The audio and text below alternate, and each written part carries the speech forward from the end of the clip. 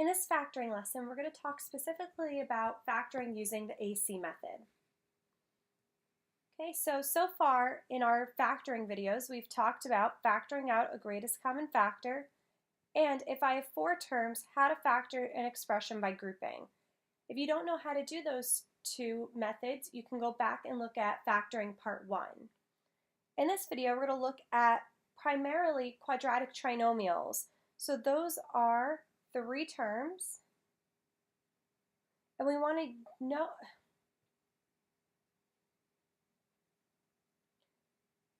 see if we can factor the trinomial using the AC method. So if you remember what a quadratic trinomial is, it's ax squared plus bx plus c.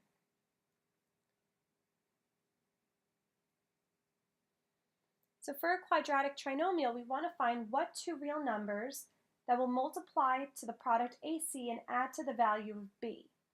So the best case for us is when the leading coefficient is equal to 1.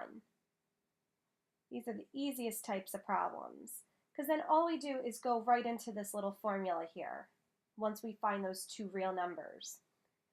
Okay, if the leading coefficient is not equal to 1, we're going to use those two numbers, m and n, to split up the middle term. So what we're going to do is kind of uncombine like terms, and then factor that expression, which is now going to be four terms, by grouping.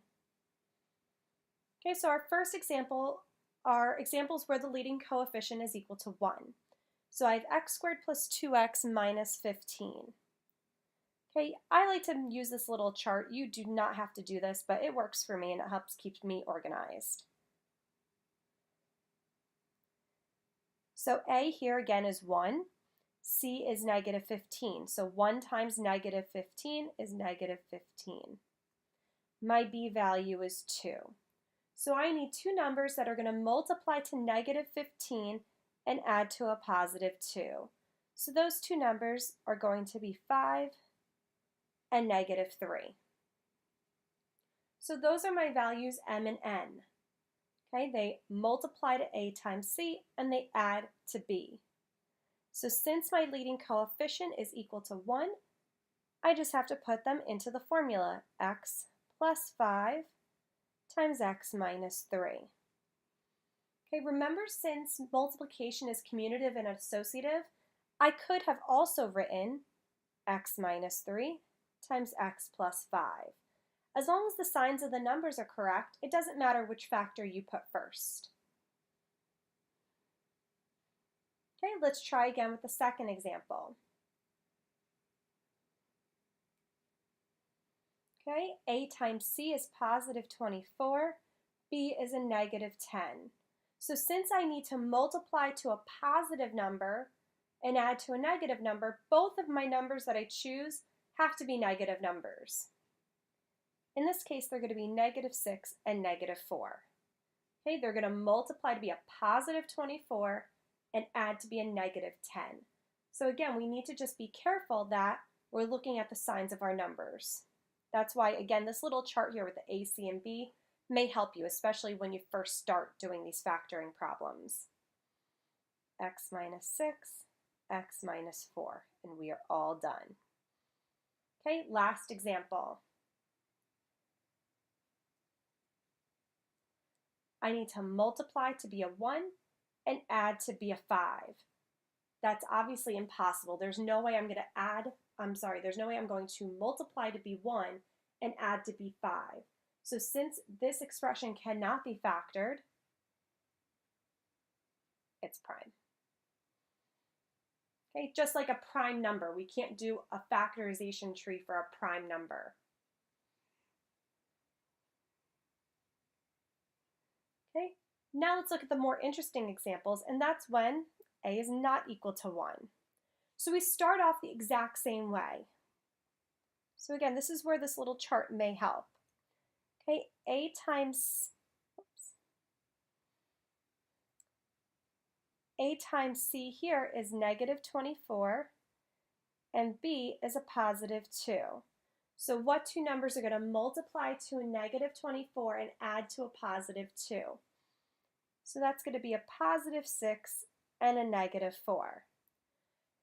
Now, since we have a leading coefficient of 3, what we can do is use that 6 and 4 to split up the middle term. Now I have 4 terms here, 3x squared plus 6x minus 4x minus 8. And we can use factor by grouping to finish up the problem. Some people like to do a guess and check. You are more than welcome to guess and check for these kinds of problems. For me, I think it's just easier to use an algorithm that will always work. This method always works, as long as you do it correctly. But if you like to do guess and check, more power to you. Okay, but I got x plus 2 and 3x minus 4. Okay, let's do the same thing. When we have some larger numbers, guess and check tends to be a little bit harder. That's why it's nice to know that you have an algorithm that will always work. And it's nice to practice on the easier problems so that when you get a problem that has larger numbers, you know what to do. There's no guessing. So in the second example here, I need to multiply to a negative 36 and add to a positive 5. So those two numbers are going to be a positive 9 and a negative 4. So again, I'm going to use those two numbers to split up that 5x. 12x squared plus 9x minus 4x minus 3. Also, again, like I mentioned, that the multiplication is associative and commutative, so is addition. So you could actually have switched these two numbers. You could have done negative 4x plus 9 instead. Really doesn't matter. Okay, so in these first two terms, if I'm going to factor by grouping, 3x is in common. I have a 4x plus 3. Okay, these last two terms, they have a negative 1 in common. 4x plus 3. So my factored polynomial is going to be 4x plus 3 times 3x minus 1.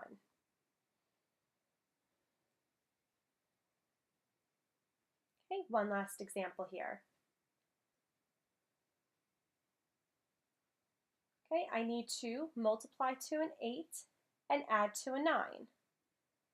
So 1 and 8 are going to be our numbers. 2x squared plus x plus 8x plus 4. X times 2x plus 1.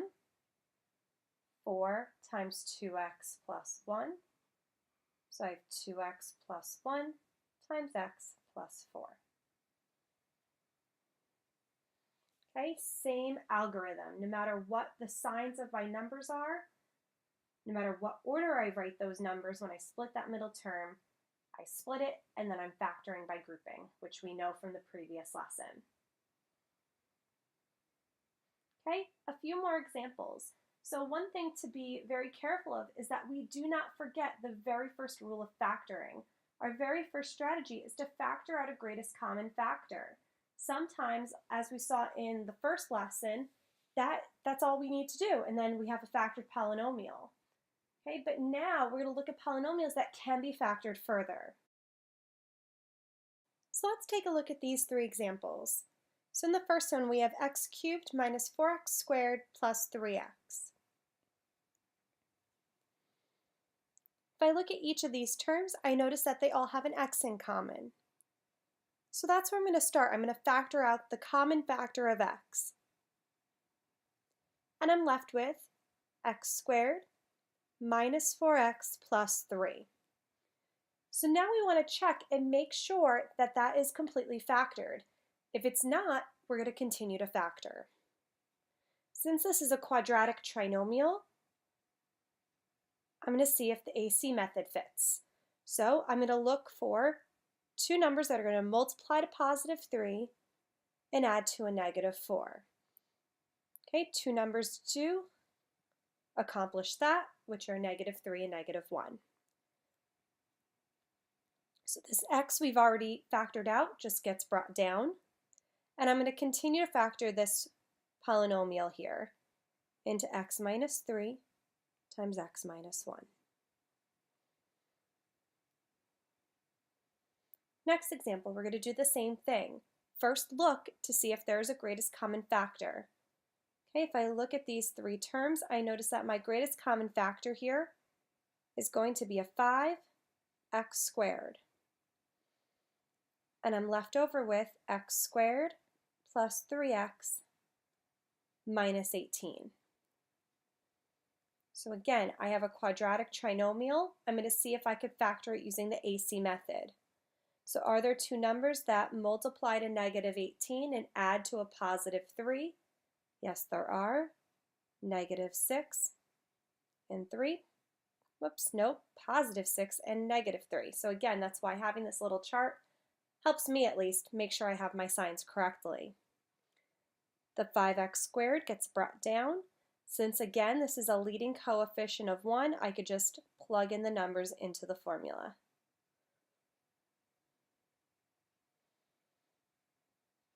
Last problem, we have 6x squared plus 22x minus 8. Looking at each of these three terms, I notice that there is a common factor of 2. So I'm left with 3x squared plus 11x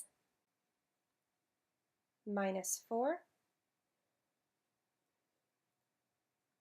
Okay, again, quadratic trinomial. We're looking for two numbers that are going to multiply to negative 12 and add to a positive 11. So positive 12 and negative 1 are going to accomplish that. Since this is a leading coefficient of 3 and not 1, we're going to have to do our factor by grouping method. So I have 2 that just stays on the outside. I'm going to split up that middle term.